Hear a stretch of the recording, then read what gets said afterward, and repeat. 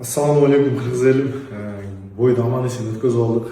Кечеги ситуация боюнча өтө көп жазып атышат. Марсель эмнеге сени ал жерде жанагы Султанды эмнеге антет деп.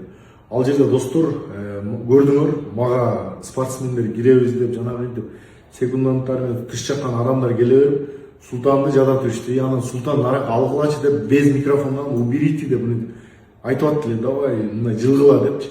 Ошенткенде түшүнбөй кайра кире беришкенин ызылдай беришкенин Султан микрофон менен айтканда ал жерде мага айткандай болуп калыптыр да. Эч кандай мен өзүңөр билесиңер, мага личный бирөө сүйлөсө мен обязательно ошол жерде бүтүрөм.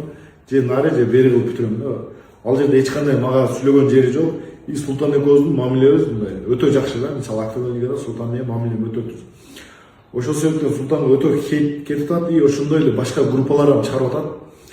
Бул жерде эч кандай жаман нерсе жок. Эмнеге дегенде мен рингке келгичекти да өтө көп мен ызылдашып, мушташып, даже мынакей колумдан ишип кетти. Көчөдө да мушташып алдым. Ошол себептен мындай башка удар бирөөнүн башына каптырып алып, колум ишип кетти.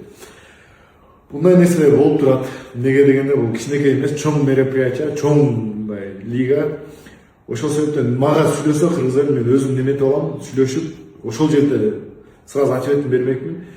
Айта кетчү нерсе мынакей кыргыз эл ушундай дайыма биримдикте болсок көп нерсеге жетишебиз. Мынакей мени колдоп кайсы жерге кирсем деле мен жөнүндө жаман комментарий жазса, обязательно аркасынан жазып мындай деп мен тарабымды талашып аткандарга чоң рахмат, Алла ыраазы болсун.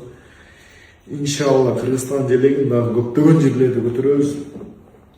Султан боюнча айта кетсек, Султанга эч мындай немем жок, капачылык андай нерсем жок.